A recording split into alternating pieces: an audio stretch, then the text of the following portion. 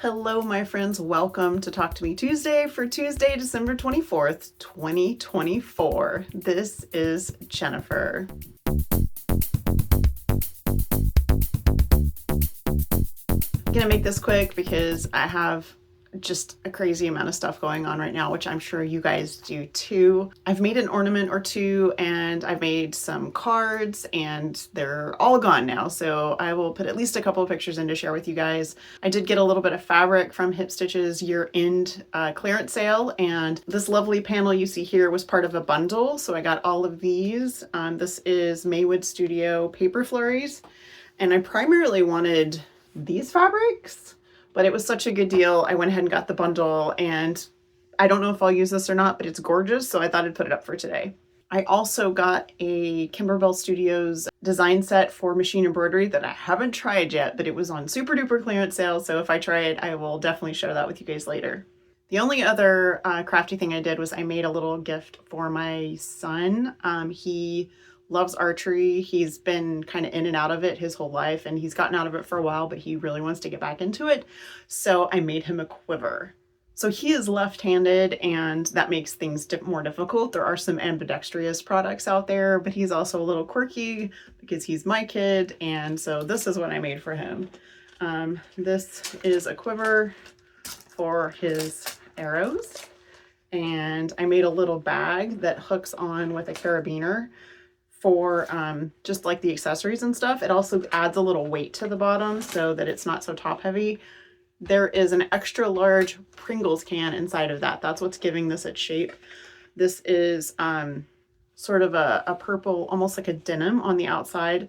This is quilting fabric, and this actually just kind of lips over to the inside. It's also the lining, and I made it all in one piece. I added this on.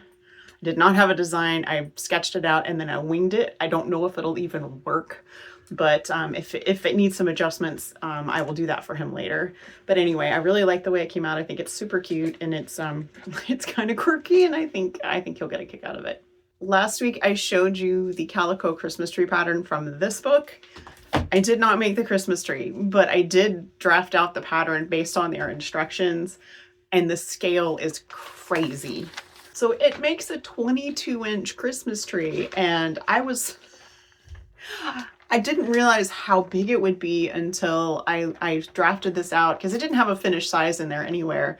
But then I looked at the instructions, and it calls for over 3 yards of fabric, which the little trees, you need just some fat quarters and you're good to go.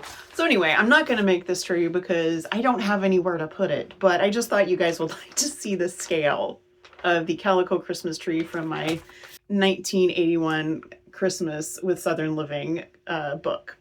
I've gotten some really nice cards in the mail, and I think I've mentioned to you guys before that I used to send a ton of Christmas cards, and now I send return cards, but I send handmade cards, and I try to include a little gift as well, like a little ornament or something.